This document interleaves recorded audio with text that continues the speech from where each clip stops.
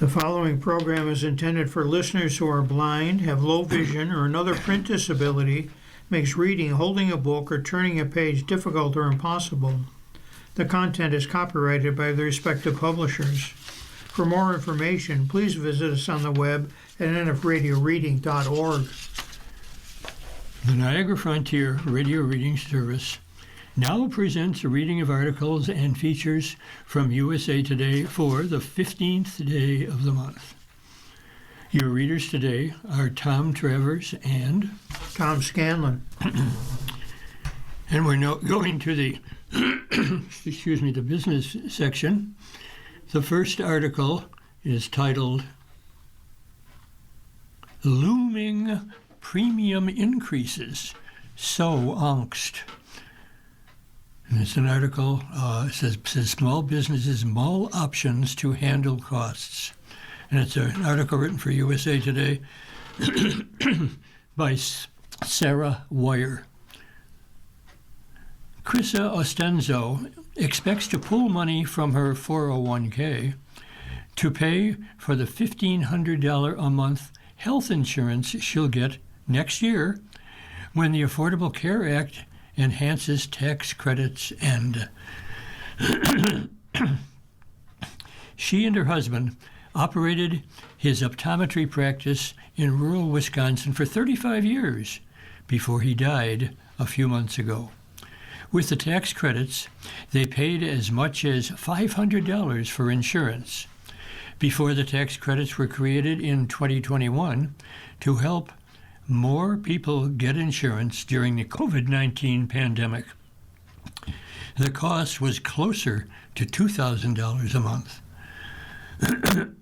Now, as Ostenzo, who's 62 years old, works to wind down and sell the business without him, she got a letter notifying her that without the enhanced credit, a plan covering just her will cost $1,500 a month and come with a $7,200 deductible. It's insane, she told USA Today. Nothing else has gone up that much in cost.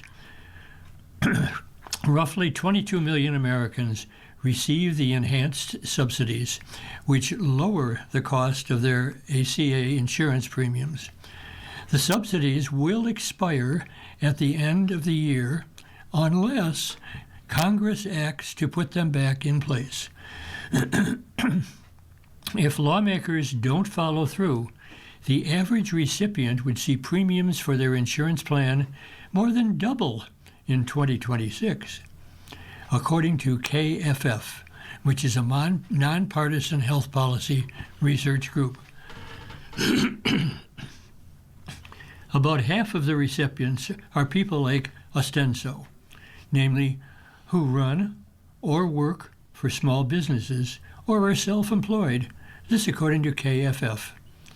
Open enrollment closes in mid-January, but consumers have to make decisions by December 5th for coverage to start at the beginning of the year, which leaves scarce time for Congress to act. On December 11th, the Senate failed to pass a Democratic proposal to extend the expiring tax credits for 3 years. It needed Republican support to hit the 60 vote, the threshold to avoid a filibuster. Republicans also voted on their own health care plan that did not exceed the enhanced tax credits at all. Instead, it would have deposited $1,000 to $1,500 into health savings accounts for eligible consumers purchasing plans through the marketplace. Excuse me. A vote on the Democratic plan was a promise Republicans made to a handful of their Democratic colleagues in exchange for their support in November to bring an end to the longest ever government showdown, which occurred in part because the credits were set to expire. And the bold print, the big picture for Obamacare. Health insurance marketplaces were created as part of the Affordable Care Act of 2010, commonly called Obamacare. as a way for people who did not have access to Medicaid or employee-sponsored insurance to pick from a variety of quality health plans. The marketplace also provided financial assistance such as tax credits and cost-sharing reductions based on users' income. The idea behind that was that more people participating would drive down overall costs through market competition, the same way an employer-based plan can negotiate lower prices because so many people participate. Democrats have long promoted the idea that the Affordable Care Act gives people more freedom to start a business or become an entrepreneur without worrying about losing health insurance. But marketplace plans weren't very affordable for middle-income people who didn't qualify for the original tax credits. President Joe Biden signed the expansion of the tax credits in 2021, which led to record enrollment and historically low uninsured rates. This according to KFF. Quote, "It's really consequential if the enhanced credits end," said Catherine Hempstead, who is a senior policy officer at the Robert Wood Johnson Foundation, which is a nonprofit that focuses on health. Over the last couple of years, the importance of the marketplace to small businesses and to self-employed folks has really been growing. In total, nearly 1 in 5 of the nation's small business owners and self-employed workers aged 21 to 64 relied on the Affordable Care Act marketplaces for coverage in 2022, according to the most recently available data from the Treasury Department. Hempstead expects ripples through the economy as people decide to close their businesses because health care is too expensive, or they choose not to open one.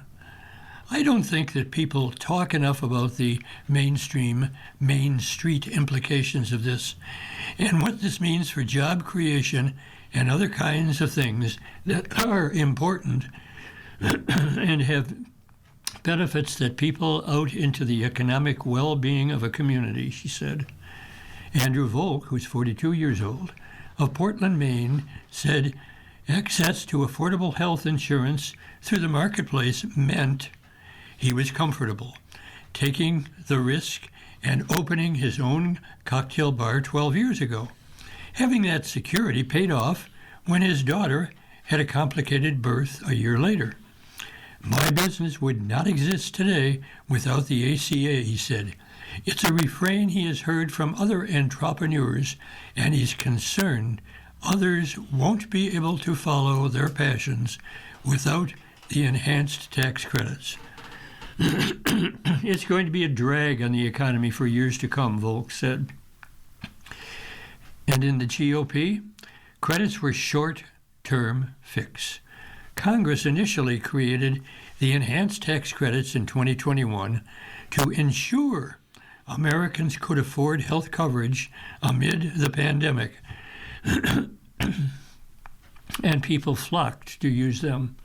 The number of people purchasing insurance through the marketplace has more than doubled since 2020.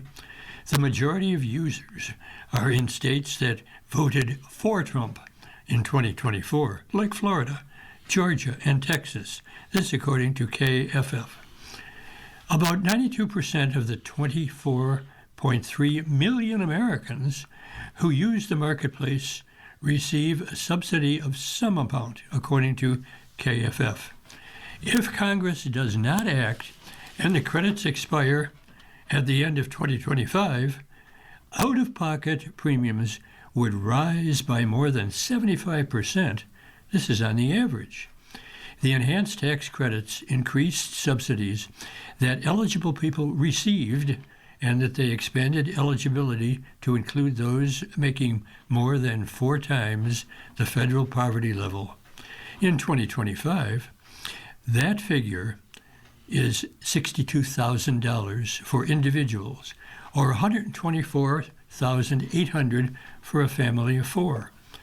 The Congressional Budget Office estimates that 4.2 million more people will be uninsured by 2034 if the enhanced credits and expanding the premium tax credits would cost nearly $350 billion over the next decade, according to CBO Review.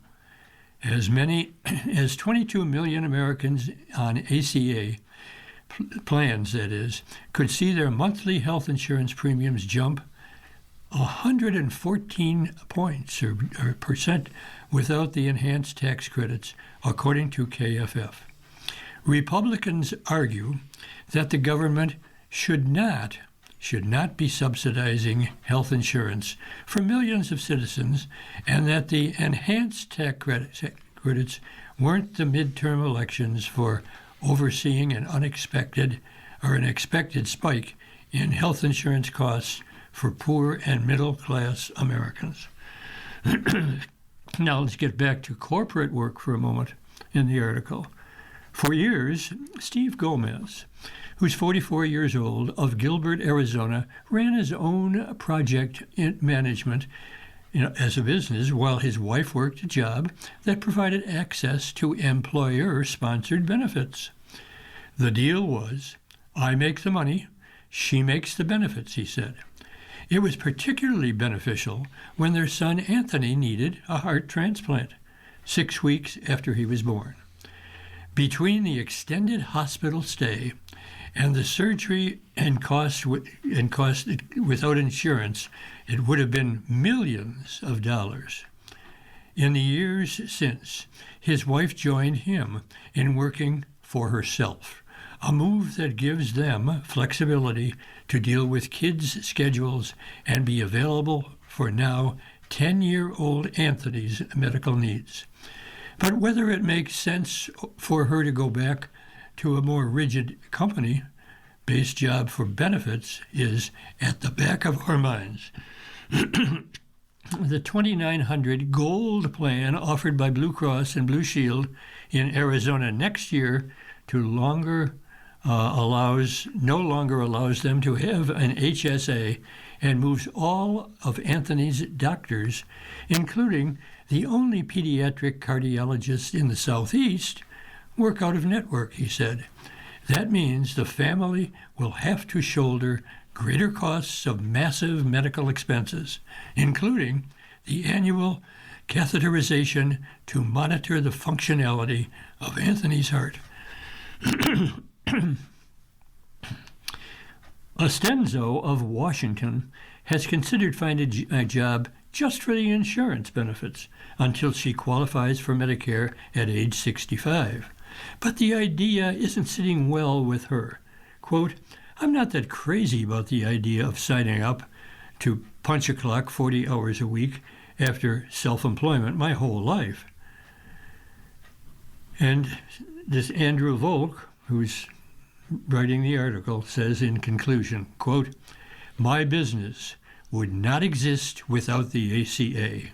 That's Andrew Volk, who's now the owner of a cocktail bar in Portland, Maine. This next article is an interview of Nancy Pelosi. In 20 terms, she broke new ground. Preparing for exit, you can't make yourself a lame duck. Nancy Pelosi isn't given to regrets, but she now finds herself preparing to return to California while President Donald Trump remains in power in Washington. And there still hasn't been a woman president elected. I always thought that a woman would be president of the United States long before a woman would be Speaker of the House, Pelosi told USA Today in an exclusive interview after announcing her retirement, the end of nearly 40 years in Congress.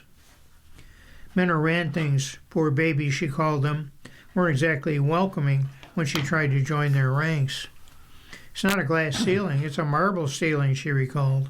I thought certainly the American people are far ahead of the Congress in terms of their acceptance or their enthusiasm for a woman to be president of the United States. Since she was elected the first female speaker nearly 2 decades ago, though, the two women nominated for president, Hillary Clinton in 2016 and Kamala Harris in 2024, have both been defeated, both by Trump. Indeed, his unexpected victory over Clinton prompted Pelosi to set aside her tentative plans to retire then. All that has tempered Pelosi's optimism, or at least her timetable, for seeing a woman in the Oval Office. I think it's probably, maybe not in my lifetime, but within the next generation, there'll be a woman, she said. Was former First Lady Michelle Obama right when she said last month that America wasn't ready for that idea? I don't know, Pelosi mused, then acknowledged, I expect what she said, and I see the evidence of the two campaigns. Even though Clinton carried the popular vote, winning the Electoral College has proven to be a tall order. Democrats nominated Harris for president after President Joe Biden withdrew just 107 days before the election, amid concerns about his age and mental acuity. Pelosi played an important role in that decision, meeting with Biden and citing polls that challenged his belief he could win in November. He needed her counsel, but despite decades of political friendship, the two have never spoken again. I'm saddened by it because I love him and I respect him, but I respect his decision in that regard, Pelosi says. She added, he did make a lovely statement when I announced my future plans, and I'm grateful to him for that. Biden's written statement called Pelosi the best Speaker of the House in American history.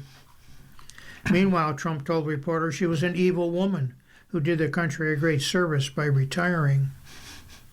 In the end, Pelosi said the decision to retire from Congress after 20 terms, wasn't hard to reach. It was time, she said in December 11th interview. I've been ready for a while. Well, she kept her decision secret until dramatically revealing it in a video last month. I thought I probably wouldn't run again for some time. There was a reason she kept that quiet, she added, as though stating the most obvious thing in the world. Can't make yourself a lame duck. Not if you're Nancy D'Alessandro Pelosi, the daughter of a 3-term Baltimore mayor, became the most powerful woman in the history of the United States. She negotiated the passage of historic legislation with Democratic Presidents Barack Obama and Biden, and she was the nemesis of Republican ones, President George W. Bush over the Iraq War, and Trump over, well, everything.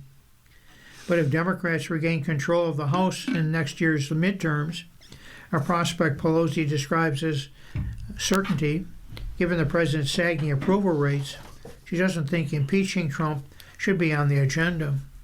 She said 2 impeachments against him during his first presidential term. No, she said, that's an incidental thing to say we're going to do that. No, there has to be a cause. There has to be a reason. Instead, what congressional Democrats should do during the last 2 years of Trump's second term is to hold the line and pave the path for regaining the White House 2028.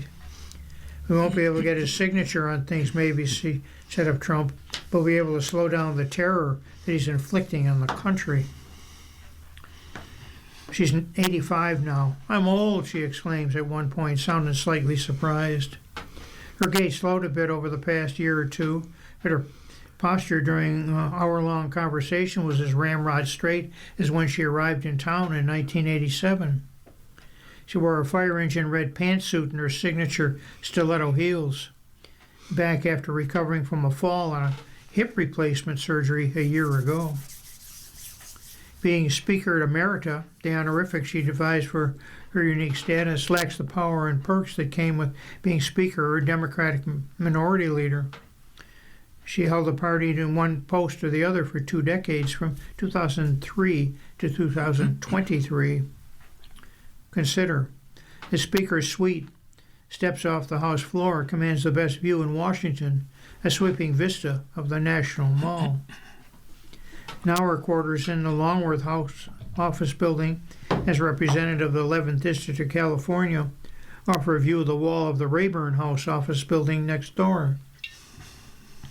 First thing visitors see is a framed poster of then Massachusetts Senator Edward Kennedy gave her, showing a smiling Pelosi surrounded by pictures of the 51 male House speakers who preceded her.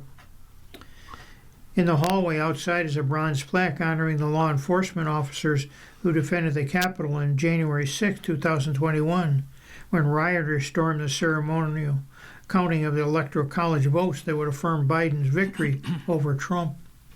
Their heroism will never be forgotten, it reads.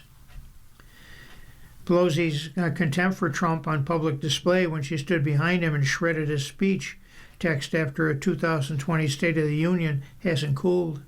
She calls his administration corrupt, incoherent, chaotic, cruel, and his political priorities sick. As for her legacy, she calls the passage of the Affordable Care Act 2010 her proudest achievement, and the failure to enact gun legislation to curb mass shootings at schools and elsewhere her biggest disappointment. She acknowledges that her days of wielding power are over. I have, shall we say, no power right now, nor would I. I'll have even less when I'm not in Congress, he said, but that doesn't mean I'm without influence. She continued to press the issues she cares most about, and she'll be ready to offer advice if people want it. She doesn't dismiss speculation that she's likely to endorse Connie Chan, a member of the San Francisco Board of Supervisors and a candidate in a crowded field to succeed Pelosi in Congress. I don't plan to do anything right now, she replied. The state Democratic convention's in February, and we'll see how that goes. Pelosi expressed confidence that her daughter, Christine, will win her bid for a California state Senate seat in November, and the Democrats will regain control of the U.S. House. We only need 3 seats for Hakeem Jeffries, the Democratic leader, to be Speaker, she said. I want more like 30. But her agenda ahead sounds more personal and political. Her husband, Paul, is doing okay, but still dealing with the trauma from the brutal assault at their San Francisco home by a hammer-wielding assailant, now sentenced to life in prison. I feel terrible because they were looking for me. They got him, she said. He pays the physical price. Our children pay it in trauma. She wants to be more available to friends who are having ups and downs. People say, well, what are you going to do next? She said with an edge of exasperation. And how about, would you consider this or that? And I said, I don't have anything to do. I'm old. I don't have anything else to do. Years from now, what epitaph would she like on her tombstone? Oh, not so fast, she replied crisply. But she noted on Veterans Day she had placed flowers on the gravesite of her predecessors, Phil Burton and Sala Burton, and admired the message they had chosen. His life was service, his love was the people. His epitaph read, her said she cared. This next article is titled, U.S. Preps for Flag Football's Olympic Debut. And a picture of a young lady named Marley Phillips is looking to pass to a colleague. Danielle Lerner is the author of this article. Spring, Texas. Callie Brownson tugged at the brim of her black USA football cap, and she surveyed the dozens of Olympic hopefuls who knelt at her feet on a turf field in a suburban recreational sports complex. Brownson explained that over the next several hours, she and her coaches would closely watch how athletes performed in drills and interacted with teammates. Why? To discern who could politically represent Team USA when flag football makes its Olympic debut at the 2028 Los Angeles Games. And another picture of several women playing the game. We also are looking for people worthy of wearing these 3 letters across your chest, Brownson said. Flag football, known colloquially as flag, is one of the fastest growing sports in the United States, where it is gaining traction mainly among women and girls.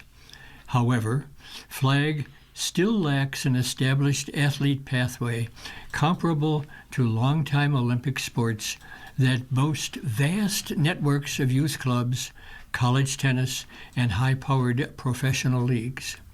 In the run-up to the LA Games, officials at USA Football, the national governing body responsible for tackle and flag football, those people are scouring the country for untapped potential by holding regional talent identification camps open to adults and kids aged 11 to 17. Brownson is leading those efforts in her role as USA Football's Senior Director of High Performance and National Team Operations. She is familiar with breaking new ground. Brownson, who is a former Cleveland Browns assistant wide receivers coach, was the first woman to coach an NFL position group in a regular season game and the first woman to coach full-time in NCAA Division I college football at Dartmouth. She also cracked the U.S. women's tackle football team to a world championship in 2022 and, as a player, won 2 gold medals in 2013 and 17 with the national tackle team. Something I never even fathomed through my time of playing and coaching is that we would ever be using the term football in the Olympics. Now we are, Brownson said. I think it's just an incredible moment. Bold headline, USA Football gets its Olympic moment, looks to the future. USA Football's mission is to ensure that flag football endures beyond a moment. The December 7th Talent Identification Camp in Spring, located about an hour north of Houston, was the 4th of 12 camps scheduled throughout next spring. Before the camp commenced, Brownson asked the group a question. Who here has dreamed of being on a medal podium?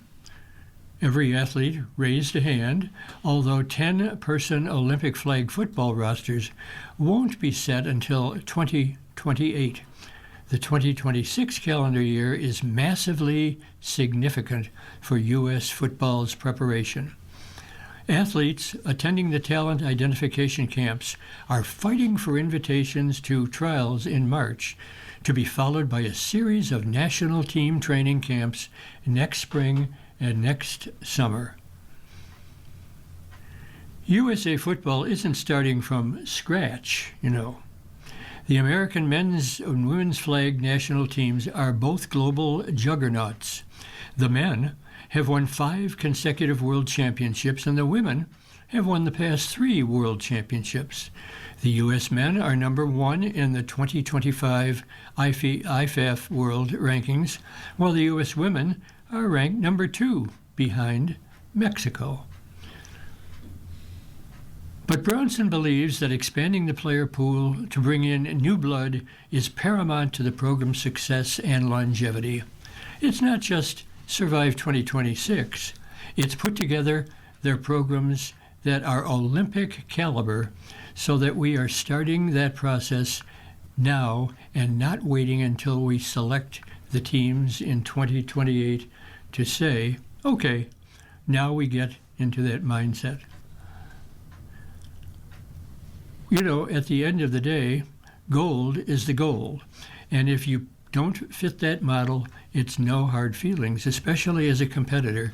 You have to understand sometimes it's not your time, So I think it might shake us up a little bit, but at the end of the day, you have to respect the process and have patience. And flag football is also another participation that is surging. On an adjacent field, kindergarten boys and girls in colorful uniforms played flag football in a local league, the type of organization USA Football hopes will be a foundation for the sports' continued progress.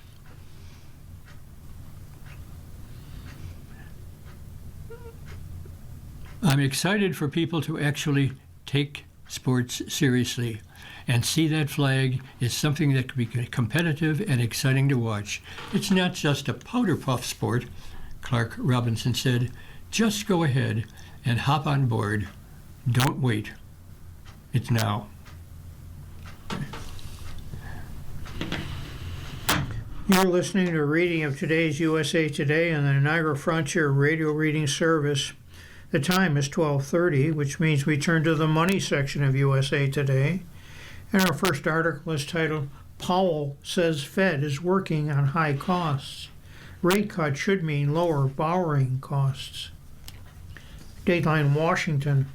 With consumers focused on affordability heading into the holiday season, Federal Reserve Chair Jerome Powell says he hears Americans' concerns over high costs loud and clear. Still, it was a divided Federal Open Market Committee that on December 10th ordered another quarter-point cut to its benchmark federal funds rate to a range of 3.5% to 3.75%. It's a move aimed at preventing further cooling in the labor market. However, a lower borrowing cost could encourage more spending, raising demand and potentially prices. Affordability has become the watchword of the moment, shaping political campaigns and serving as the centerpiece of President Donald Trump's cross-country tour kicked off December 9th. Persistent fears about affordability shape day-to-day decisions for many research suggests. A poll from the progressive think tank Century Foundation, shared exclusively with USA Today, found some Americans are skipping medical care and meals, as well as dipping into savings to cover essentials.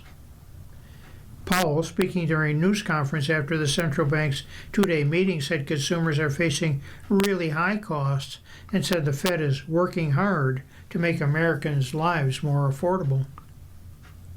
A lot of not the current rate of inflation. A lot of that is just embedded higher costs due to higher inflation in 2022 and 23, Powell said, adding he thinks the annual inflation rate is already hovering near the Fed's 2% target when tariff costs are excluded.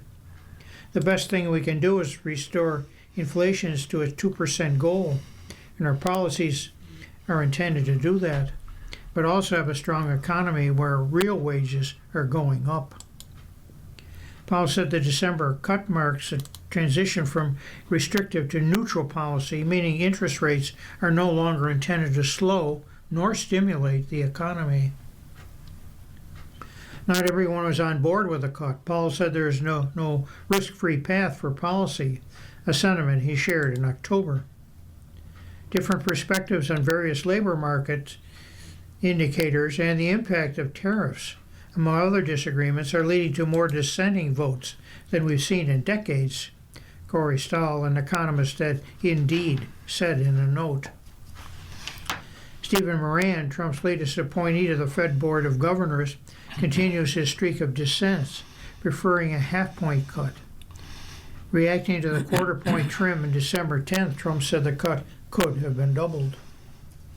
Two other committee members, Austin Goolsbee and Jeffrey Schmidt, who have warned potential tariff-driven inflation pressures shouldn't be dismissed, prefer to hold rates steady. To Seema Shah, chief global strategist at Principal Asset Managers, these dissents weren't surprising. With the recent scarcity of economic data and the wild dispersion in neutral rate estimates, it's hard to imagine any level of confidence in the economy that would lead to a unanimous Fed voting, Shah said in a note. For Americans hoping for a decrease in the cost of living, the Fed's quarter-point rate cut won't mean much, according to David Stubbs, chief investment strategist at AlphaCore Wealth Advisory. He said the move will not do much to change the affordability of household goods, nor will it bring down housing costs, given mortgages are driven by long-term interest rates out of the Fed's control. The housing market faces some really significant challenges, and I don't know that a 25 basis point decline in the federal funds rate is going to make much of a difference for people, Powell said, adding housing supply in the United States is low. It would be expensive for people who got low-rate mortgages during the pandemic to move. Still, a rate cut should mean lower borrowing costs. Stubbs said consumers with floating rate debt, include auto loans, will likely see lower interest rates. He added savers may receive lower interest rates on their short-term fixed income investments. While the Fed's decision aims to prevent further cooling in the job market, Oxford economics chief global economist Ryan Sweet isn't confident the Fed will be able to help the labor market because of what ails it. Rate cuts are unlikely to significantly boost the hiring rate, which is being depressed by overhiring. Solid productivity growth, policy uncertainty, a rise in people with multiple jobs, and less immigration. Sweet said in a note, monetary policies can't solve many of these issues. The Fed's dot plot, a chart mapping what policymakers think interest rates will be in the future, show the median committee member forecasts only 1/4 point cut in 2026. However, the December dot plot may reveal less than usual about the interest rate outlook for two reasons, according to Comerica Bank chief economist Bill Adams. First, they know less than is usual about the current state of the economy, because the shutdown delayed the release of economic statistics, Adams said in a note. Second, the Fed's guidance doesn't account for how its approach will change after Chair Powell's term ends in May. Nonetheless, division among committee members suggests a high bar for further rate cuts next year, according to Stubbs. This growth pattern of disagreement puts considerable attention on the upcoming January meeting and the future Fed chair's ability to gather support. Bankrate financial analyst Steve Cates said in a note. Sweet added that he expects the Fed may want to hold off on changing its federal funds rate for some time to allow this cut and the two previous ones to impact the economy. Economy, money. The next article is titled Employers Scale Back Generous Raises or Promotions in 2026. The survey finds they plan to hold increases to 3.5%. And this is an article written by Medora Lee for USA Today.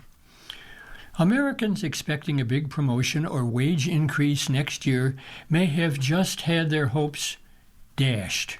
This according to a Mercer survey.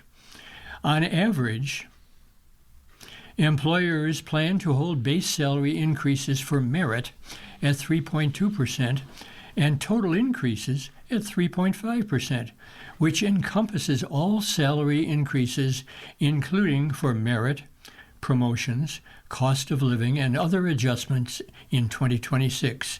So said Mercer's survey of more than 1,000 firms questioned in late October. That's the same as the actual increases employers reported in 2025 and well below post-pandemic years when increases reached as high as 3.8%, the human resources consultant said. Coupled with inflation still around 3%, which is above the Federal Reserve's 2% target, most Americans likely won't see a step up in their lifestyles, so say the experts. Mohammad Rasoul Matamudai left, in this picture that's shown here, who's a translator. Syed Quashishi and Harold Simpson, workforce employees, are discussing this situation. Quote, real hourly wage growth in production and non-supervisory occupations has stagnated over the past 2 years and is now increasing at a slower pace as higher rates of inflation erode the purchasing power of paychecks. So said RSM's chief economist Joe Brusuelas. Quote, we take the affordability crisis, which is the primary cause of historically weak consumer confidence. How do we take it? He says, seriously. What if workers are highly skilled? Even highly skilled workers may fall prey to sluggish pay increases, Mercer's survey showed. More than 8 out of 10 83% of employers indicated they would distribute their salary increases and budgets equally across the organization, rather than directing more resources towards high-mind and high-demand skills or critical market gaps, it said. Companies also plan to promote fewer workers, around 9% of their workforce, down from 10% in 2025, with an average pay increase for promotions of 8.7%, which was down from 9.3%.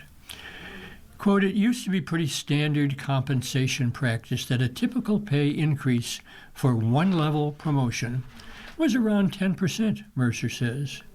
But, in bold print, question, do some industries see larger wage increases than others?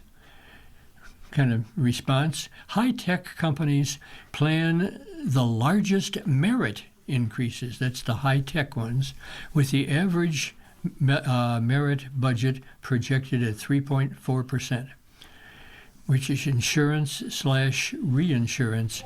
Other non-manufacturing and energy sectors come close with projected average increases of 3.3%. Overall, total increases hovered around 3.7% for these industries, Mercer said. Healthcare services and retail/wholesale continue to project lower than average merit budgets, with projected increases at 2.9% and lower than average budgets for total increases at 3.4% and 3.3% respectively. So a question in bold print. Are smaller increases due to AI? Remember what AI is? Artificial intelligence has not yet shown up as a big factor in hiring and compensation decisions. Only 2% of respondents called AI and automation as a reason for reduced hiring, and 57% reported stable hiring volumes despite AI adoption, the survey showed. Additionally, only 9% of organizations said they plan to make headcount changes related to AI. Quote, AI has not yet reshaped hiring or compensation decisions, not because the technology isn't ready, but because organizations are still evolving their operating models to apply AI responsibly and with the right governance and oversight. So said Stephanie Penner, Mercer's U.S. and Canada career practice leader. Question, which is the last paragraph of this article. How does slow wage growth affect the economy? Response, slower wage growth will mean Americans, especially lower income households, will have less money to spend, economists say. Quote, the primary risk to the economy continues to be the affordability crunch associated with our stagflation-light baseline scenario that includes rising inflation and slower real wage growth, a person named Brusuelas said. This next article is titled, Money Please, No Gift Ideas, Young People Want Options. Psst. The younger people on your holiday gift list want money or gift cards instead of physical presents. But it's awkward to ask, according to a new Wells Fargo survey. 45% of Gen Z and 42% of millennials prefer to receive digital payments, compared with 27% of Gen X and 10% of baby boomers, according to a year-end gifting survey of more than 2,000 people. I feel like we're influenced by our parents' generation a little bit, in the sense that we kind of taught that it's not okay to ask for money. Steve Selfridge, Wells Fargo Product Management Director, told USA Today. But if you ask for an honest answer from young relatives in their teens and 20s, they prefer to have money so they can do what they want with it. There's a bit of disconnect between the feelings of gift givers and the receivers when it comes to gifting money, Selfridge said. Giving physical presents is still the most popular. 65% of people surveyed saying they prefer to give a physical gift, while 55% like to receive one. 54% of people prefer giving gift cards, 56% like receiving them. But when it comes to money in cash or digital forms, the number drops a bit, with 34% of people preferring to give cash or checks, while 18% like giving digital payments like Zelle, Venmo, PayPal, or Cash App. Among gift receivers, 48% they prefer getting cash or checks. 29% would like digital payments. There's some differences among generations of gift givers. 32% of Gen Z and 28% of millennials are open to giving digital gifts, cash gifts, compared with 11% of Gen X and 7% of baby boomers. Even though there's a desire to give and receive money as a gift, people on both sides still feel awkward. More than half, or 57% of gift givers, said sending cash or digital cash feels impersonal and like putting any effort into the gift, and 49% of recipients agreed strongly with the statement, I would appreciate receiving digital. Giving physical presents is still the most popular, with 65% of people surveyed. Getty Images cashes gift, but feel weird telling that to gift givers. It's really hard to tell someone you could really use the money, said Selfridge, or that you still prefer money as a gift. Still, 65% of the adults surveyed agreed with the statement, I appreciate receiving a digital cash gift because it gives me the freedom to choose something I really want. And 65% also agreed with the statement, giving digital cash is convenient. I don't have to worry about things like gift wrapping, postage, or shipping. Roughly 1 in 3, or 36%, agreed with the statement that they appreciate receiving a digital gift because they don't like most of the physical gifts they get during the holidays. And 32% said they'd like to give money digitally as a gift, but weren't sure it was socially acceptable. So who's spending all the money or not spending it? This next article is titled, More Kids Are Investing in the Markets. Picture of two young people standing in front of a NASDAQ building.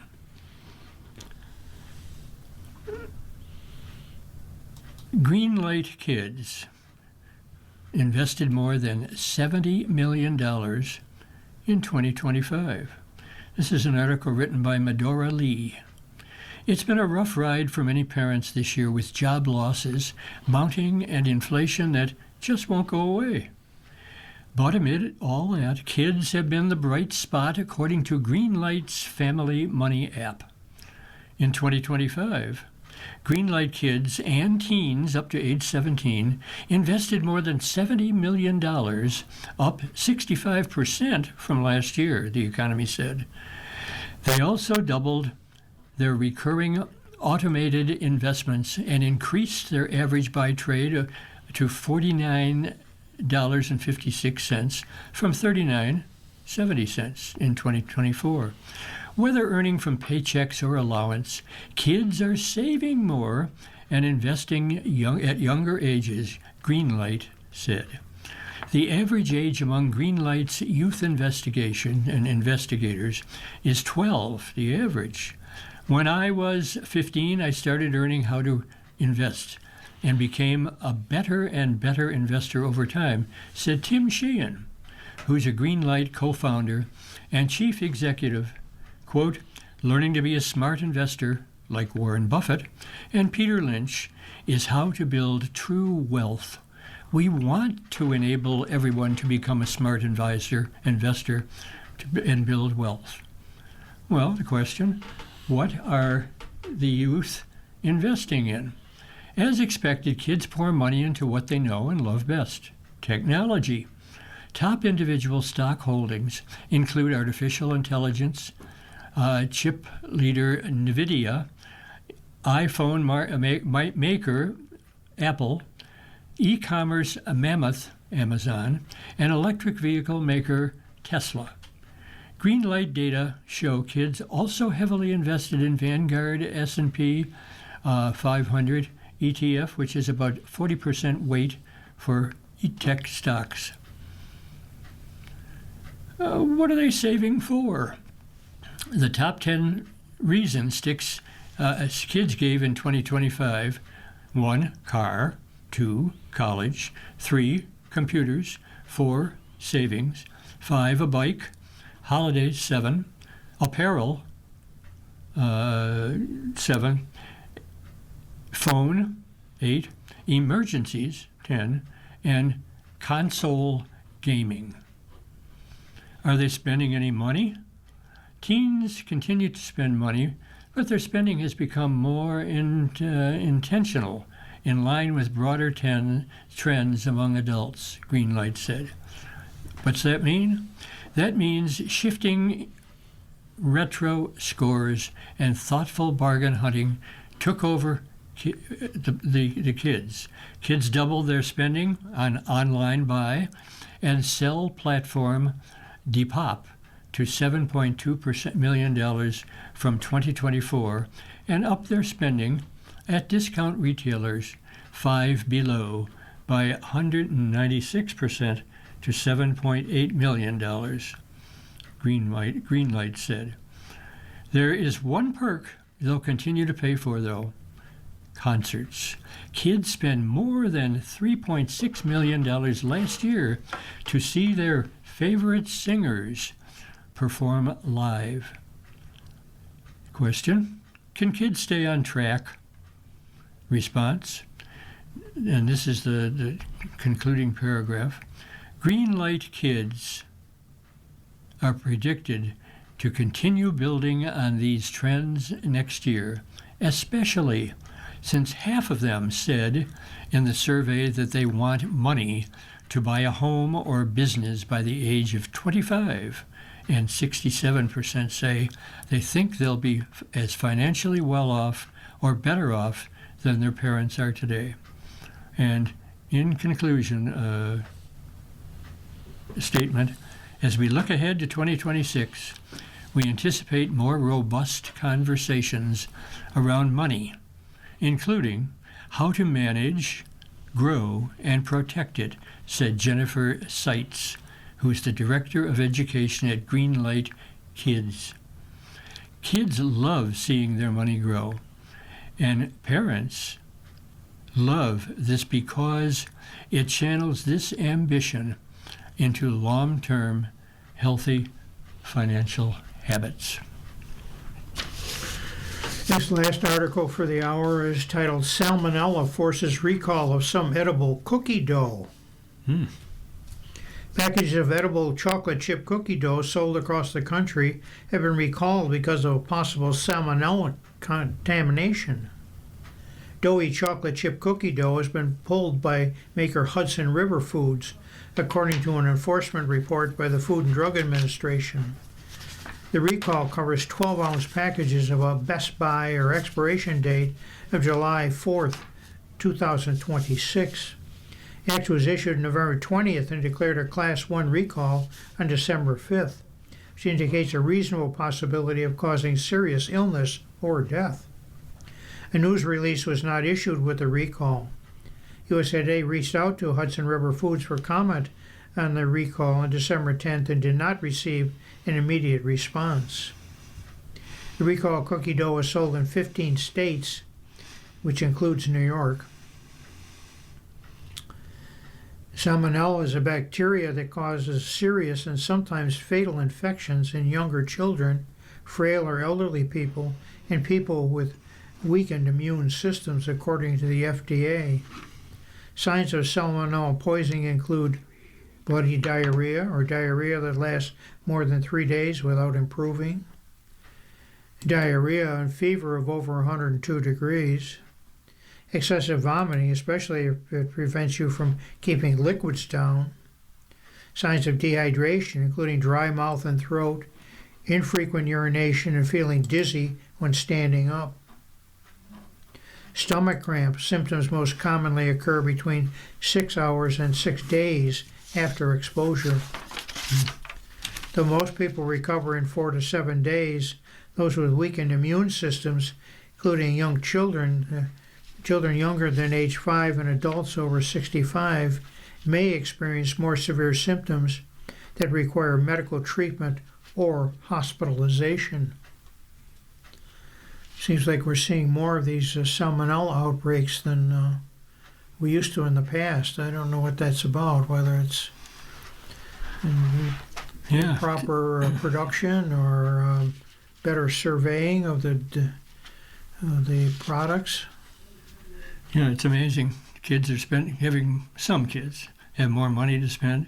Others are being infected by diseases and things like that. Wonder how long that'll.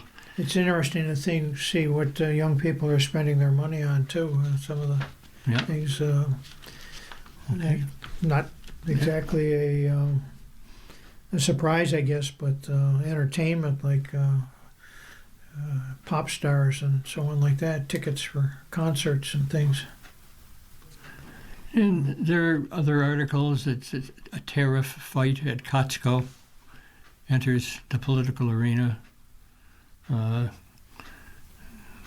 All sorts of goodies there. And let's see, can Costco duck Trump's the backlash that Trump is putting in its way? In a public Facebook group called Costco Uncensored, the usual chatter about free samples, $1.50 hot dogs, and product picks and plans turned to politics as word of the lawsuit spread, generating hundreds of dueling comments per post. Costco suing government over the tariffs? We'll see what happens. According to the articles, I will be concerned and canceling my card, one person posted. Ha ha, responded a commentator. I am glad one corporation is standing up to the dictatorship. Costco has my business. As political infighting made the usual arguments over Costco's lenient return policy took time, tame by comparison, tempers boiled. I will cancel my membership and boycott them permanently, one person replied in a post about the tariffs. Well, that remains to be seen. You're listening to a reading of articles from USA Today for the 15th day of December on the Niagara Frontier Radio Reading Service. We'll return for more readings after this short break. Your readers today are Tom Scanlon and Tom Travers. If you or people you know shop at any of the Dash's supermarkets, please save Dash's register tapes for radio reading. Our agency receives $2 for every $100 in Dash's register tapes. Radio reading has raised thousands of dollars so far. Anyone can drop off their Dash's tapes to the Niagara Frontier Radio Reading Service at 1199 Harlem Road, Cheektowaga, between William and Clinton Streets. Or Dash's tapes can be mailed to the Niagara Frontier Radio Reading Service at 1199 Harlem Road, Cheektowaga, New York, 14227. Any questions on Dash's tapes for radio reading? Call us at 716-821-5555, and thanks for caring.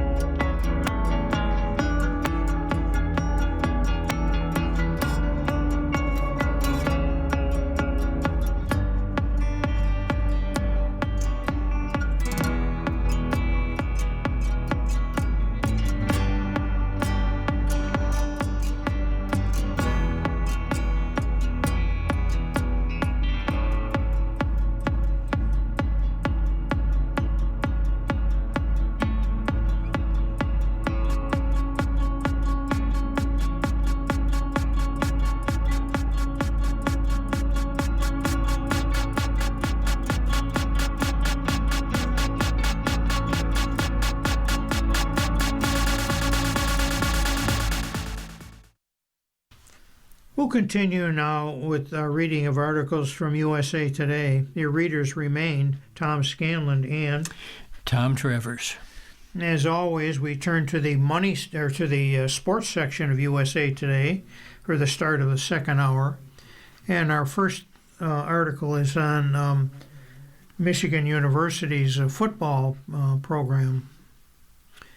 Michigan's search for football coach successor widens. Who will be the next Michigan football coach? Sharon Moore's firing and arrest have caused the Wolverines program into disarray. Biff Poggi will serve as interim coach and lead Michigan in the Citrus Bowl against Texas. Who takes over after that, and who gets to make that call remains unclear. Here's the latest news and rumored candidates for the job. Kalen DeBoer. Most pundits say Michigan's first call should be to Alabama coach Kalen DeBoer. But according to ESPN's Pete Thamel, there's no indication DeBoer is interested in taking the job at Ann Arbor. His players were asked about rumors as a distraction ahead of the Crimson Tide's college football playoff first-round game at Oklahoma on December 19th. At the end of the day, DeBoer serves us 100%. Alabama star receiver Ryan Williams said, "That's our coach, so we're going to play for him. External noise is external noise, so we're going to focus on the internal." DeBoer is also linked with Penn State job before the Nittany Lions hired Matt Campbell. "We're extremely happy at Alabama. We're extremely happy here," Du Bois said December 4th. "Love the grind. Love this place." It's still very early in the process, but a name that's starting to be connected to Michigan Open and quite frequently is Arizona State's Kenny Dillingham. November 5th, Dillingham addressed reports linking him to Penn State, Florida, and other coaching openings. "I'm never leaving. Never said I was leaving. This is home," Dillingham told the media. "You have to continue to push, and my job running the program is to push and push and push till you can't push anymore. And if I didn't do that, I'd be cheating my players. I'd be cheating my staff. I'd be cheating the fan base. I'd be cheating everybody in the city. I'd be cheating the local businesses that feed off us winning and they sell more beer. I'd be cheating everybody."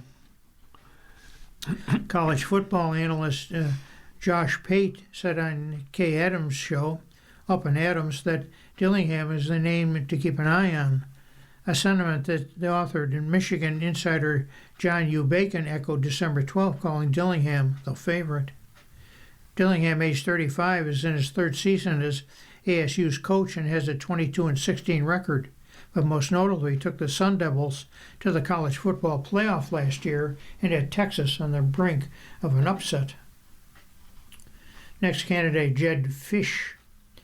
Fisch previously spent 2 years as Jim Harbaugh's quarterback coach from 2015 to 16. Did an outstanding job rebuilding Arizona over his 3 seasons and won 8 games in his second year with the Huskies. "We spend any time focused on what people are saying and the outside noise regarding me or other coaches on our staff," Fisch said Friday ahead of Washington's LA Bowl. "We know that's the world we're in right now." Fisch, a Florida grad, was linked to the Gators job when that went to John Sumrall and has stated he's happy in Seattle. "Those lists are made by people who have no idea what's going on, honestly. They don't know what's happening in our program," Fisch said last month. "They have no idea how excited I am about the youth in our program. We love coaching at the University of Washington." Next candidate, Kyle Whittingham. After 21 years leading Utah, Whittingham announced Friday, December 12th, he was stepping down as the Utes coach after the Las Vegas Bowl. Athletic Stuart Mando reports the 66-year-old is not retiring and could seek other coaching opportunities. Whittingham won 177 and 88 in his 2 decades in Salt Lake City. A BYU graduate, Whittingham spent his entire coaching career out west beyond the Continental Divide, but would be a capable pair of hands to guide the Michigan program out of this mess. Next candidate, Jeff Roman. Broma was connected to Penn State's search before stepping away to recommit to Louisville. While he settled in a very secure situation with the Cardinals, Brome, at the very least, interested in a vacancy with the Nittany Lions, would seemingly be receptive to Michigan's overtures. USA columnist Blake Topmeyer writes Brome has the big game pedigree and Big Ten know-how like how the Wolverines could be looking for. Consider a mere 2 weeks ago, Moore's Wolverines mustered 9 points against Ohio State, starting a 5-star quarterback, he writes. Think Broman could do better? I know he could. 2018, he shocked Urban Meyer's Buckeyes while coaching Purdue. As in the program that lost to Ohio State by 56 points the last time it faced the Buckeyes before hiring Brome.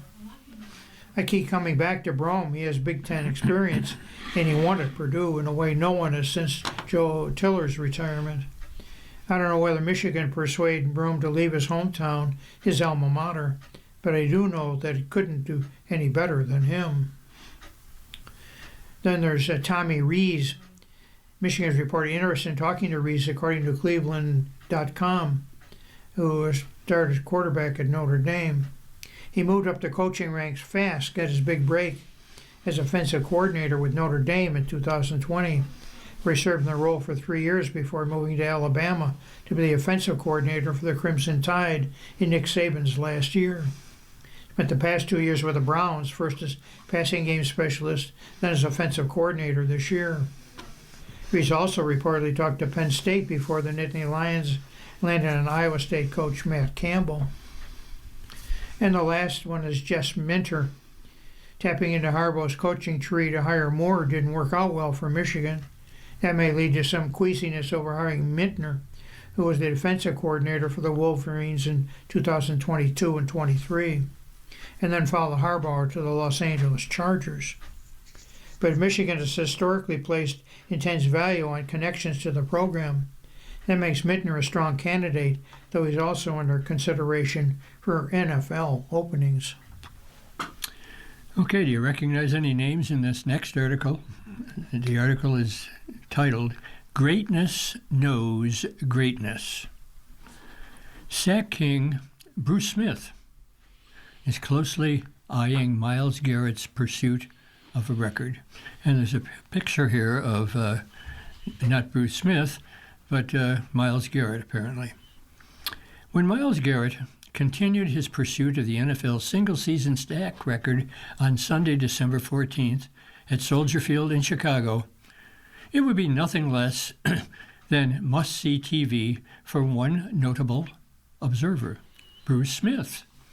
The NFL's all-time sack leader planned to be watching from his home in Virginia Beach, Virginia, eager to witness what the Cleveland Browns megastar does next.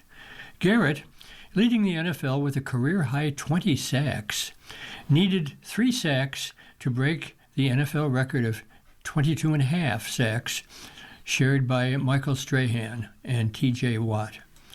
If anyone can relate to Garrett's spectacular run at history, it is Smith, the Hall of Famer who bagged 200 sacks. You know greatness.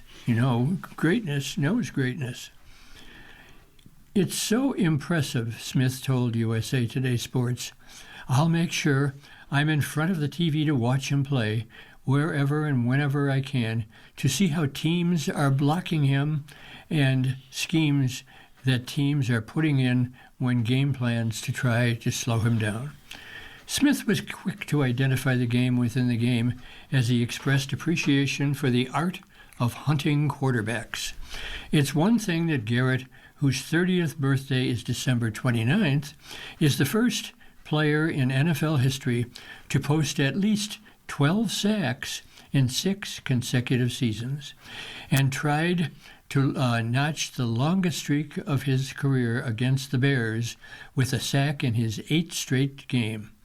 It's another whole matter that week after week, Garrett draws double team blocks on roughly 30% of passing downs, and the high rate of chip blocks as running backs and tight ends help before releasing into pass routes, and the extra help probably rises to the neighborhood of 70% in trying to account for the favorite to earn his second NFL Defensive Player of the Year award. The only thing that kind of slows him down is when they double and triple team him or use chip blocks. And he has found a way to anticipate when they're coming, Smith said. Last week, when Garrett had a sack and 3 tackles for loss, it was considered a major win for the Tennessee Titans that he was limited to a 4.27% pass rush win rate that matched his lowest of the season. Against a quarterback, Cam Ward sacked more than anyone in the league, Browns defensive coordinator Jim Schwartz. But we need a little background here, it says.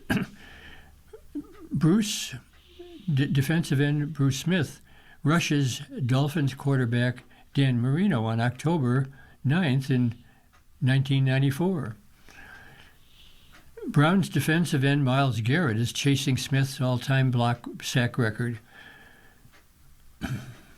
It's hard to get a sack when it's a run play, Schwartz said, told reporters at Browns headquarters. And even though I keep beating on the same horse, beating on the same drum, whatever the expression is, Myles had those tackles for losses in the game. You know, what's the difference? I mean, it's a little bit like the 65-yard run. I give up a 65-yard pass, the same result. Probably get a little less attention, but defensively, a run is a strike to your physicality and mentality, and things like that. The Bears were similarly motivated to avoid having Garrett, 6'4", 272 pounds, achieve the record on their watch, a week after not allowing Micah Parsons a sack and a loss at Green Bay. Chicago quarterback Caleb Williams said that Parsons, who had 5 hurries and 2 quarterback hits, was the ideal preview for what's coming with Garrett. You just have to make sure that every single snap, every single play, everything is not allowing them to wreck the game, Williams told reporters. That's something he can do. That's something he's done his whole career. Williams went on to marvel at Garrett's deep bag of tricks, which includes a so-called Euro step. What's that? It's a basketball move that begins with a stutter step, speed rushes, power moves, alignment wrinkles, and then some. Smith's assessment: he is rare, he said, warming to the theme. It's the way he bends. He's got a potential patented move when he gets off the line of scrimmage quicker than anybody, particularly for somebody his size. When he gets in arm's length reach of an offensive lineman, he bends. He ducks under the stab of the offensive lineman, and he's still able to get leverage. It virtually makes him unblockable. I would slap the hands and create separation, Smith said. His is a variation. He dips under the lineman's grab hand, stab move, and is able to turn the corner with leverage. Those are 2 distinct and different pass rush moves, but extremely effective. It's too bad that for all of Garrett's impact, the Browns are nowhere near the NFL's playoff picture. He could become the first player from a team with losing records to claim the top defensive honor since Miami's Jason Taylor in 2006. The losing has certainly taken a toll. In February, Garrett publicly requested a trade, which the Browns never even considered, yet moved to sign him for a 4-year, $160 million contract extension that at the time was the biggest for a non-quarterback in league history, and it ties him up through 2030. Hey, he's already outplaying his contract, so to speak. In the last paragraph, as Smith put it, he's a stud. The connection traces to Garrett's NFL entry when the Browns prepared to draft Garrett from Texas A&M with the number 1 pick overall in 2017. Smith visited him in his hometown of Dallas and watched with him. A few months later, when Garrett went to his first training camp, then Browns coach Hugh Jackson invited Smith, who played 19 NFL seasons, to spend time in camp for a few days to work with his prized pick. Quote, in conclusion, "There are a lot of factors that will eventually come to play," said Smith, who set his milestone during the final season with Washington in 2003. But if anybody's got a chance to do it, it would be Myles Garrett, which is another way of saying that game surely recognizes game. They didn't say what Smith did. Yeah. Here's another football article. 25 Heisman winner Mendoza gets attention. 7 quarterbacks could transform losing teams next season. It's never too early to start looking ahead to the 2026 NFL season, and that's especially true for the 9 teams, with more likely to follow in Week 15, that have already been officially removed from playoff contention in 2025. Some of them, the New York Giants, Tennessee Titans, and others to be determined, will be focusing on their culture at large as they set out to identify new head coaches and, by extension, a change of direction overall. But other clubs will be prioritizing the most important of roster assets as they strive to solve festering quarterback problems and shed their current and perpetual plight into irrelevance. And while the upcoming draft will doubtlessly provide options for some teams, what projects as a fairly limited and still undefined supply of top-tier passing prospects seems likely to force several franchises into more creative and/or expensive alternatives. While not every circumstance is created equal, here are 7 quarterbacks who should draw extensive attention for the squads likely to have a hole to address next season. Rookies in 2026, Fernando Mendoza from Indiana. Maybe it's apt that the newly announced Heisman Trophy winner has drawn comparison to recently resurrected Phillip Rivers. Mendoza's size, 6'5", 225, similar to Rivers in his prime anyway. Accuracy, poise, toughness in the pocket, ability to push the ball downfield all speak to that. Mendoza does not have Rivers' shot put delivery. It does offer better mobility, especially when it comes to pulling the ball in the red zone. Though NFL defenders may limit his efficacy as a scoring threat in those circumstances moving forward, Mendoza, age 22, is the prohibitive favorite to be the first quarterback off the draft board next spring, with the Las Vegas Raiders and New York Jets projecting as likely options. Wherever other teams might jockey to acquire him, given the probability a team like the Giants or Titans, who don't need young quarterbacks, could be looking to vacate the number 1 spot.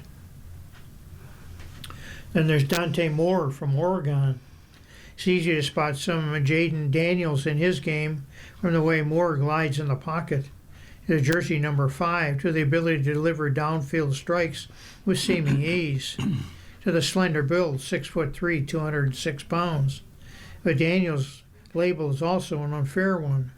Moore lacks the burst and perhaps proclivity to set sail on dynamic runs while escaping the pocket, which may not be the worst thing given the injury issues the slightly built Daniels is already running into at the NFL level.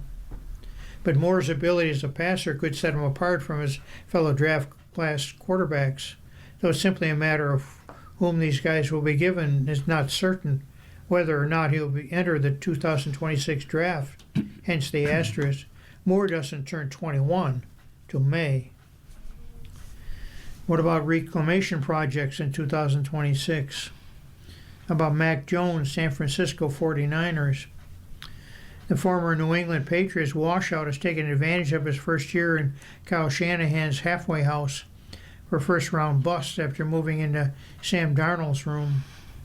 Jones played so well, winning 5 of 8 starts, completing nearly 70% of his passes and racking up 2,151 yards, 13 TD passes against 6 interceptions, and a career best 97.4 passer rating.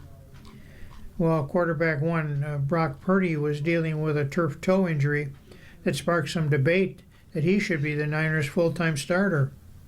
Though Jones is under contract through 2026 season, he could be an enticing trade target for teams hoping to find the next Darnold or Baker Mayfield. An experienced NFL player, Jones now has 58 pro starts, who's still young, has ample upside, and wouldn't command a premium contract. Jones' low-key cockiness also appeals to a lot of his current and former teammates.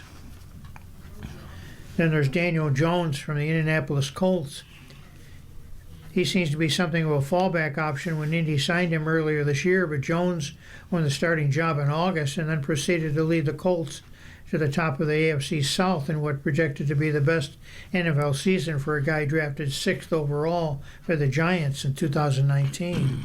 Of course, Jones tore his Achilles last week and may or may not be ready for the start of the 26th campaign, which is obviously the bad news. But on the plus side, he might have sufficiently revitalized the Colts, who haven't extended Jones beyond this season. That it's possible a bidding war for Jones' services could materialize in the off-season. His no-frills approach, underrated athleticism, respect he quietly commands from a locker room, plus a reduction of the killer turnovers that so often undermine him in Gotham, could make Jones a very attractive option, particularly since he won't command anything close to top dollar at the most expensive position. Bridge to somewhere? What about Jacoby Brissett from the Arizona Cardinals? He spent a decade in the league as a backup or stopgap, currently in the latter role.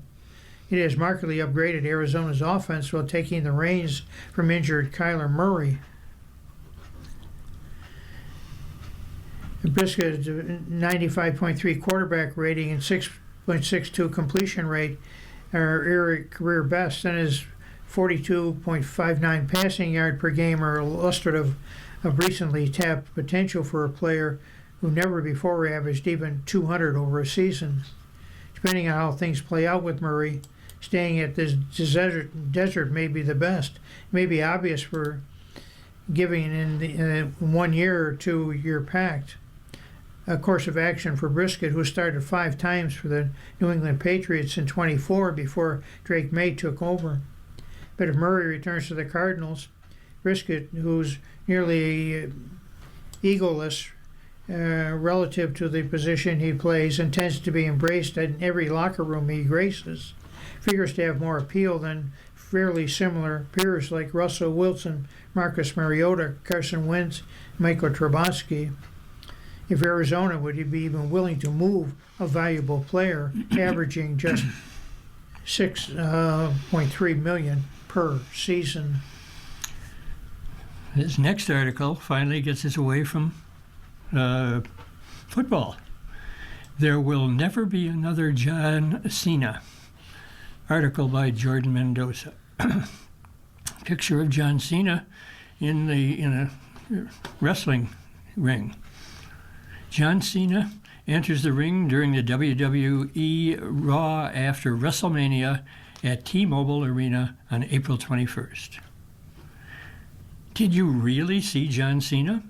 Yes, we all know we've spent his entire career looking for him, the man behind "You Can't See Me."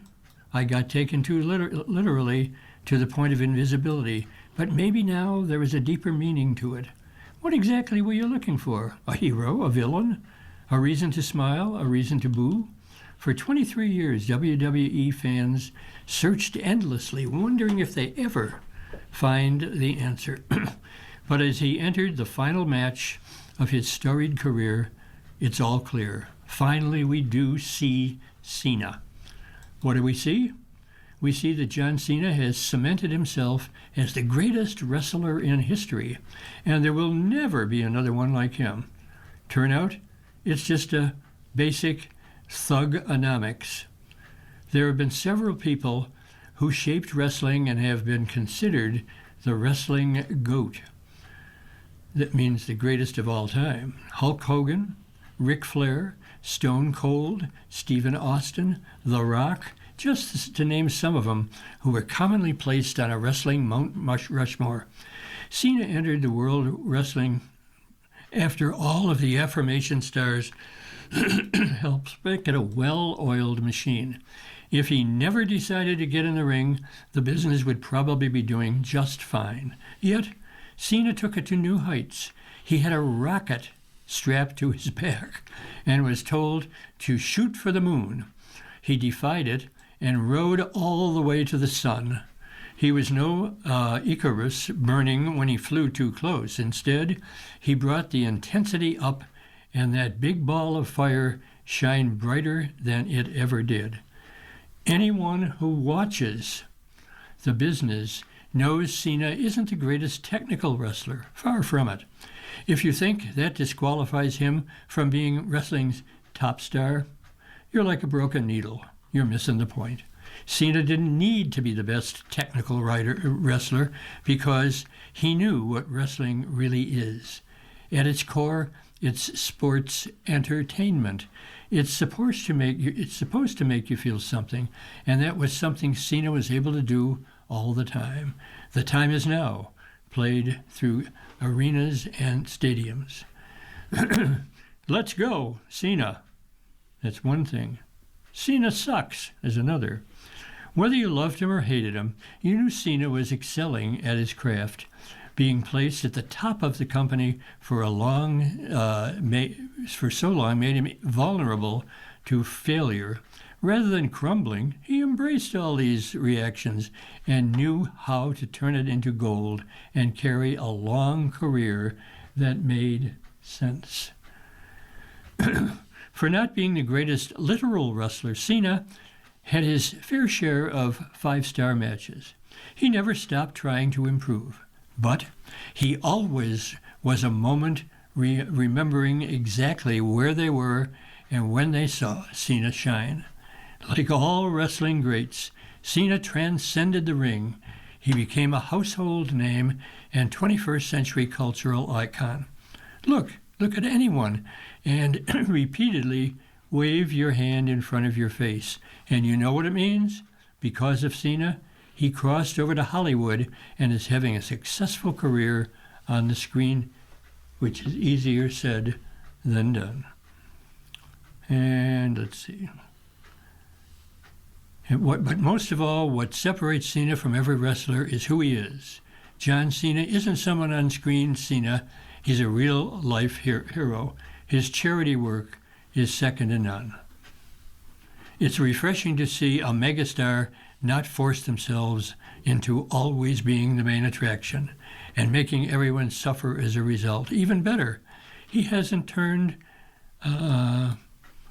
his career upside down by becoming some polarizing, controversial figure who is consistently in scandals.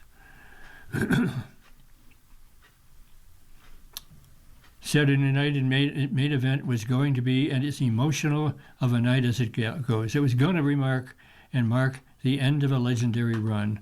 It would be at last time the ring is graced by someone's hero, the man people grew up with, the man who got people through hardships, with just a simple message. You're not just saying goodbye to a wrestler, you're saying goodbye to someone who evoked emotion unlike anyone before and did it with grace every step of the way. Because the time is now to recognize there will never be another John Cena, the greatest to ever do it. You're listening to a reading of today's USA Today on the Niagara Frontier Radio Reading Service. The time is 1:29, which means we move to the entertainment section of USA Today. And our first article is a movie review. Clue cast kills it with memories of 40 years ago. 40 years ago, the cast of the mystery comedy Clue sprinted around the New England mansion, bumbling and stumbling, trying to catch a killer and not die themselves. to get them together now on a video chat, and they're still a lively bunch, even on a laptop screen.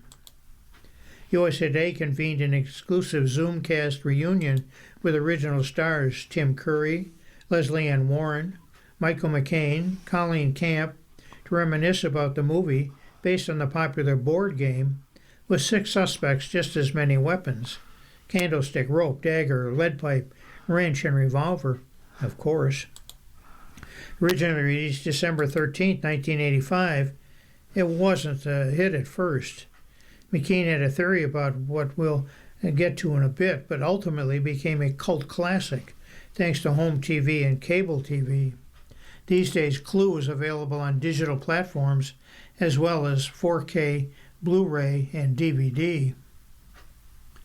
During the call, the actors catch each other up on their lives, remember those they've lost, castmates Eileen Brennan, Martin Mull, and Madeline Kahn.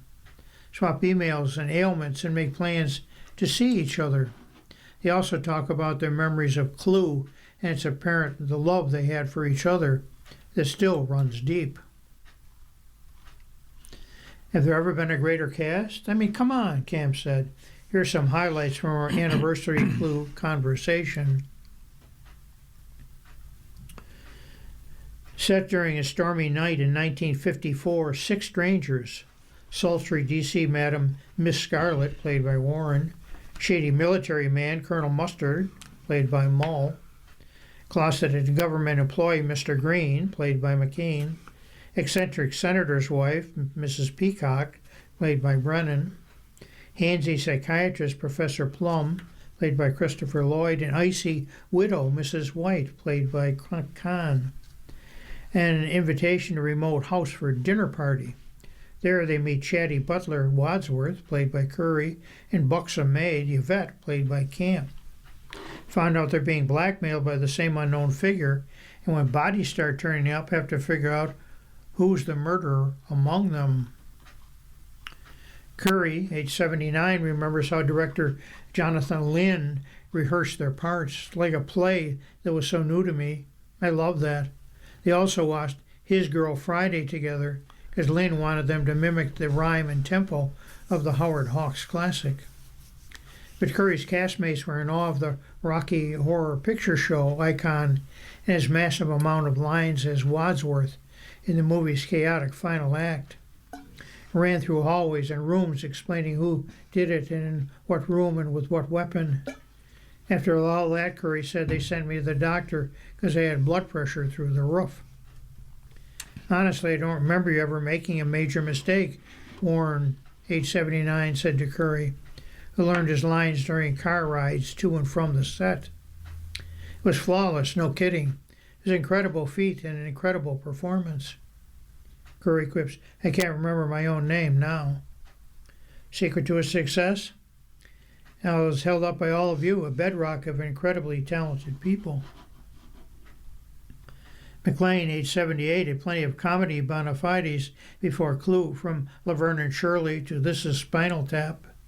But Mr. Green gave him his fill of physical gags, such as catching a knifed corpse as it tumbled out of a freezer. There's not a lot of ballet in my stuff, he said. I do a lot of falling, or as he calls it, creative collapsing.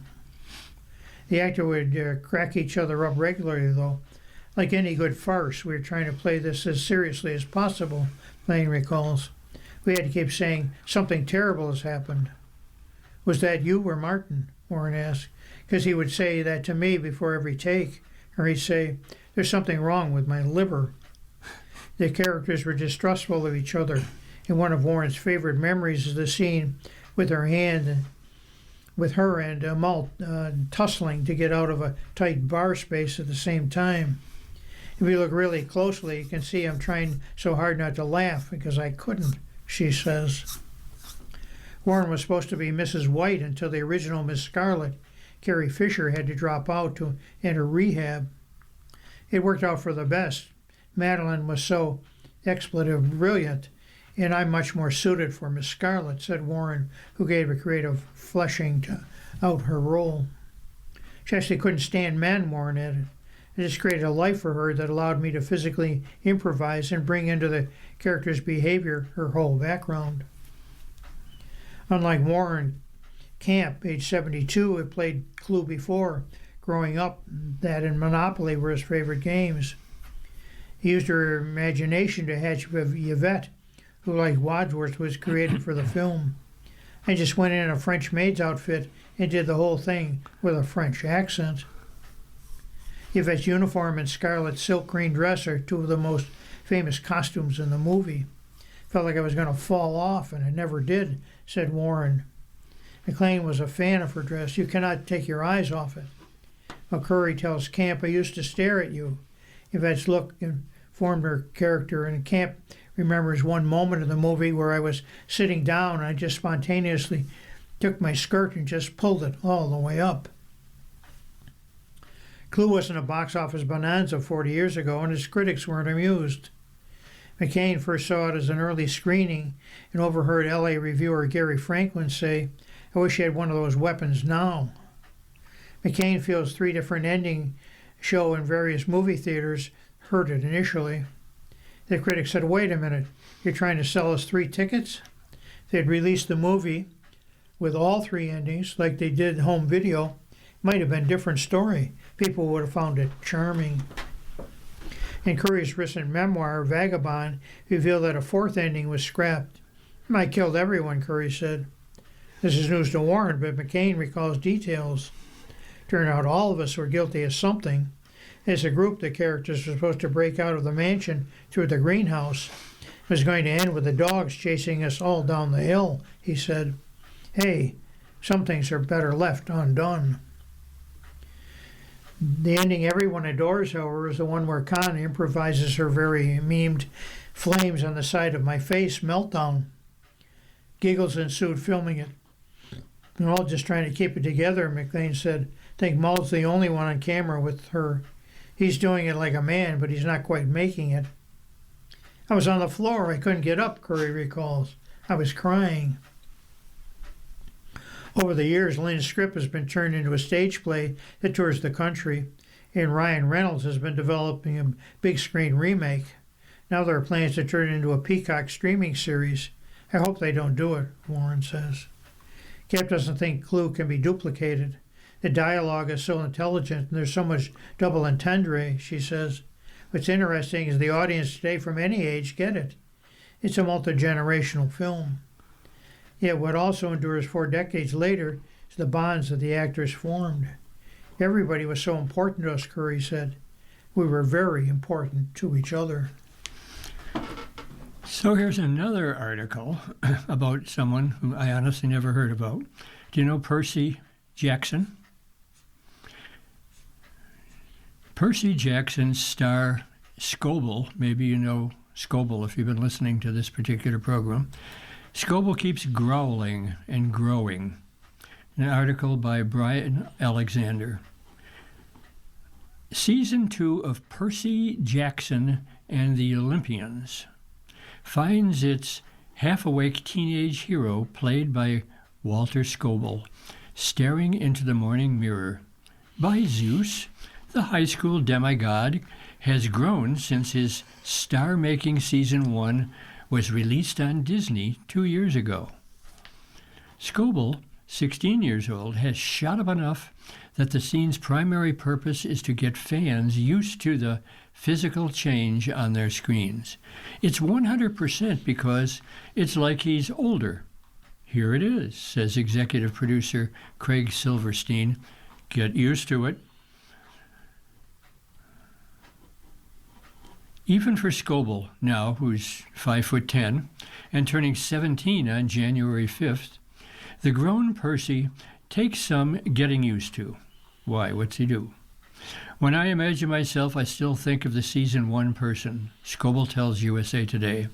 I just need to see some more Season 2, and maybe that will change.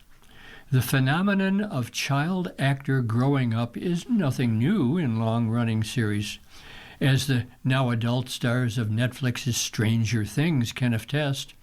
But for Scoble, it's particularly resonant after busting out at age 11 playing Minnie Ryan Reynolds in the Netflix hit movie The Adam Project, and then filling out even more while filming his next big job, Percy Jackson. Scoble is growing up before our TV eyes and the son of a Greek god Poseidon in the mythology-infused series. I started season 1 at like 5'2", and I ended it at 5'7", he says. We tried to reshoot some early scenes in the end, and it did not work. I looked too different.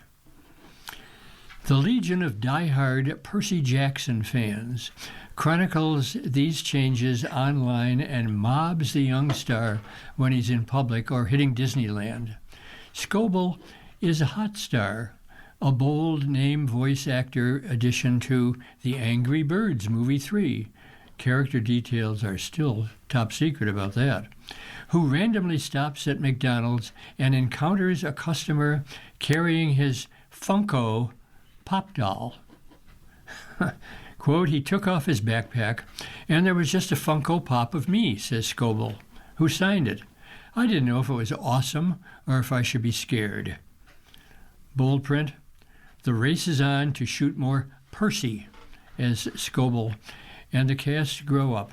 Scoble's little rise in Season 1's gangbusters debut is one of the top 5 most watched original series across all streaming platforms, has led to a happy problem, namely tackling author Rick Riordan's Percy Jackson books with Scoble and on-screen besties.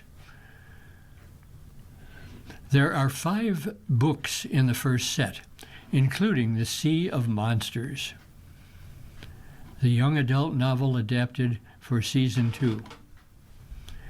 One thing I didn't fully appreciate when we started this TV journey is how long it would take to do a season of television at this magnitude, says Riordan, an executive producer of the show.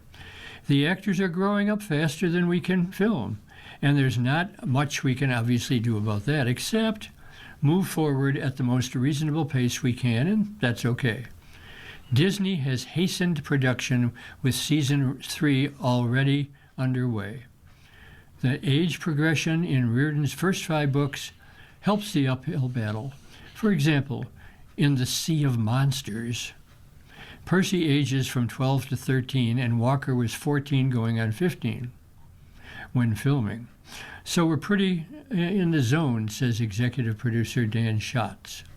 While Riordan says Scoble definitely already looks older than his book character, the mythology of loving actor has staked his claim to playing Perry Jackson for as long as he keeps the gray out of his heavy waved brown curls.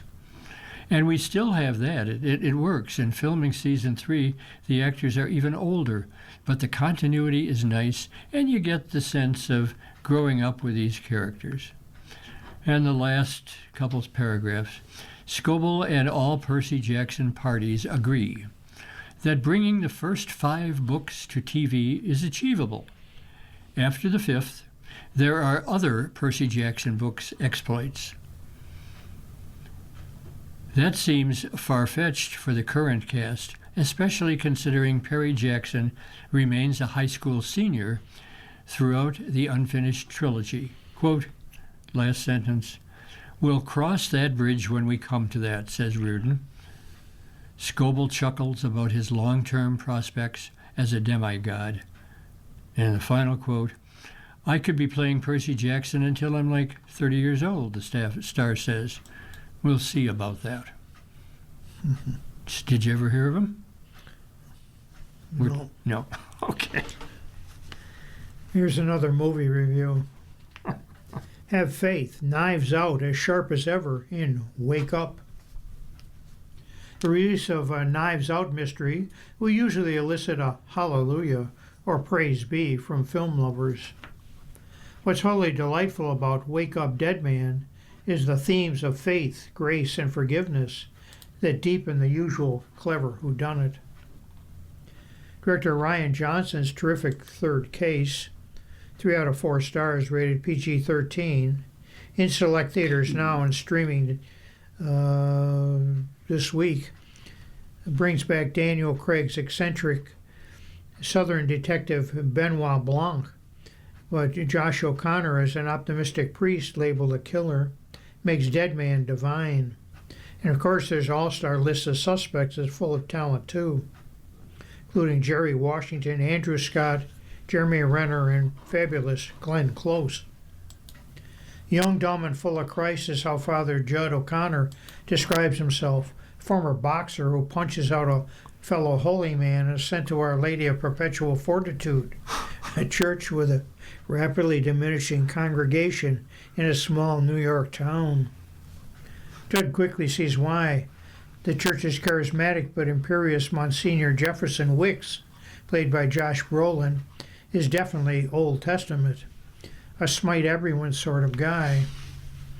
His rapturous homilies send newbies packing, and Wicks tries to needle Judd from the start, describing his own go-to techniques for sexual satisfaction during confessions.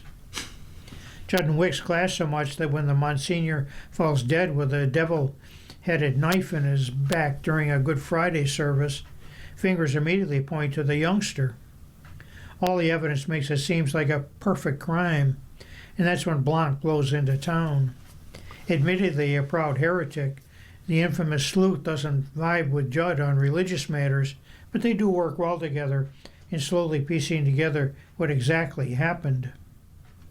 Judd introduces Blanc and the audience to the shady, potentially murderous members of Wicks' flock: a jaded attorney, played by Washington, a kooky science fiction author, played by Scott, a depressed doctor, played by Renner, a righteous church administrator, played by Close, a loyal groundskeeper, played by Thomas Hayden Church, and a right-wing influencer, played by Daryl McCormack, and a cellist, played by Kaylee Spaney, who struggles with chronic pain and a mysterious nerve thing that Wicks has promised to heal. The stellar cast is rounded out by Mila Kunis as the town's dogged police chief and Jeffrey Wright as a bishop who's got Judd's back. Johnson's Knives Out mysteries have reinvigorated the genre in recent years with a signature sense of humor that leans both dark and punny with twisty denouements. Yet while the first 2019 movie focused on a dysfunctional family, and a 2022 Glass Onion explosively took on tech bros and disruptors, Wake Up Dead Man embraces a more intimate narrative. There's plenty of murder, some gore and wild sequences, but also a beating heart. Vi O'Connor's character and the others don't have as much. Played with underdog vulnerability by the British actor, Father Judd opens his arms to everyone and gets daggers in return. Yet when things look most dim, he still cares more for others than himself. His presence unlocks a new part of Blanc as well. Armed with that chewy draw and suffering no fools attitude, Craig's character begins to see the world in a different way as well, thanks to Judd's kindness. It's an enjoyable dynamic that Johnson creates, and the two actors are heavenly together. Actually, O'Connor sparks with everyone, especially Brolin in some of the film's funnier moments, and Close in its most touching. Johnson's screenplay riffs on the more toxic qualities shared by modern politics and religion, manipulation, propaganda, and cult of personality, oh my, and takes a balanced hand when it comes to spiritual and secular matters. Even a complicated finale can't dim its light. With his Knives Out, a few Hail Marys, and a couple of ace actors absolve all sins. Okay, this last article is television. It says, Simmons is back, and she has a lot to say. Picture of Kimora Lee Simmons says, fabulosity is defined and refined every day. It's about triumph. I made it. It's success. We have a problem. A single scene in 2000's era reality show, Kimora, Life is the Fab Lane shows an unfiltered essence of Kimora Lee Simmons. In the moment that has since resurfaced and gone viral on social media, Simmons rambles, quote, "I'm having a really bad day. I'm trying to diet. I can't find a proper pill. The granola is not cutting it. I'm hungry. I don't know what to eat. I'm irritated, but I'm just not having a good day. I'm hot, honestly. I probably I'm hot because I don't eat. I was on my period last week. I'm just a little flustered." Okay. Well, this is all informative so far. Now Simmons sits in a Manhattan studio rattling off a similar laundry list of qualms about the day, from her cardigan to her makeup, before pausing, adjusting, to change the narrative back to one of positivity. It's all good in Kimora's world, which continues to be equal parts entirely relatable and incredibly aspirational. The fashionista, business mogul, mom, and reality TV pioneer is returning to the medium that helped make her a household diva with Kimora, back in the Fab Lane, airing Tuesdays on E! At 10 p.m. For many years, and I'd say, no, or it's not that right thing, or it's too big of an ensemble situation, Simmons says of why she turned down other reality show offers. A lot has changed for fashion trailblazer, whose clothing and lifestyle brand Baby Phat, and her fateful marriage to record executive and fat, I guess it is, farm label creator Russell Simmons, launched into her pop culture zeitgeist of the aughts, with its minxy rhinestone cat logo, a roster of celebrity clients decked in puffer coats, tight jeans, and baby tees. Baby Phat, and thus Kimora, was a purveyor of quintessential Y2 style. Fabulosity, she once said, it's a state of being. Now fabulosity is defined and redefined every day. She says, for me, it's a triumph. I made it. It's success. From Baby Phat to back in the Fab Lane, her lore is well documented, discovered in her hometown of St. Louis, Missouri. The tall, biracial tween made an early mark in fashions at age 13, modeling for Karl Lagerfeld's channel before hitting the runways for Fendi, Valentino, Armani, and more. Just shy of turning 18, she met Russell Simmons, whom she went on to marry in 1998, and started a lucrative, reported billion-dollar cultural empire with the Def Jam co-founder that expanded beyond the hip-hop scions to fashion moments for such stars as Beyoncé, Madonna, Britney Spears, and Aaliyah. What do you think? And so much, the final paragraph on her says, let's see.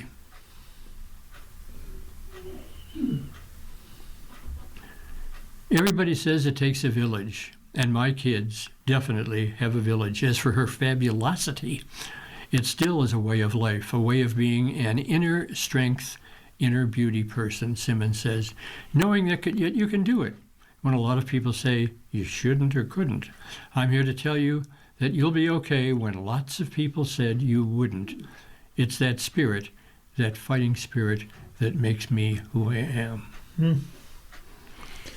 You've been listening to a reading of USA Today for the 15th day of December. We read USA Today weekdays at noon. For more information, call us at 716-821-5555. Your readers today have been Tom Scanlon and Tom Travers. Are you facing challenges with vision loss and need help with your smartphone, sending emails, navigating the internet, and staying connected with your family? Via Visually Impaired Advancement, is offering free classes for seniors weekly at multiple locations with free assistance for your smartphone, email, and internet skills. There's a new session every week, and it rotates between the South Towns and the North Towns. It's at your local Erie County libraries and at 10 a.m. and 11:30 a.m. For more information, call Elhana Porter at 716-888-4632. Again, that's 716-888-4632.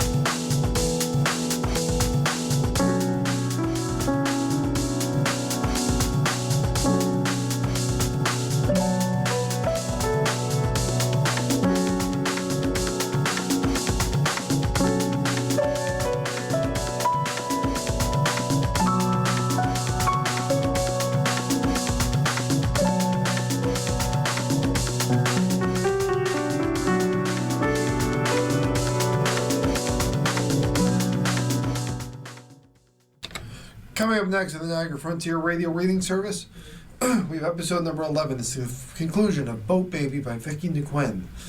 Following that, at 3 o'clock is Smithsonian Magazine, and at 4 o'clock, a re-airing of today's USA Today. Buffalo News, I should say. Stay with us for these readings and more.